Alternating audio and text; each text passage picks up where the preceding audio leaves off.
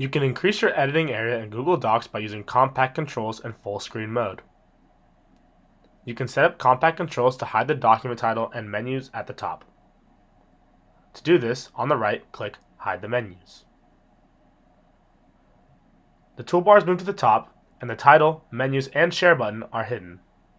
On the left, a search box is added. You can use it to find items in the hidden menus. For example, enter Share and press Return to open your share settings. To show your hidden menus, just click Show the Menus again. You use full screen mode to remove everything above the ruler at the top of your document. To go into full screen mode, first click the View menu. Select full screen and the menus and toolbar will be removed. To leave full screen mode, press Escape. Congratulations, you now know how to increase your editing area in Google Docs.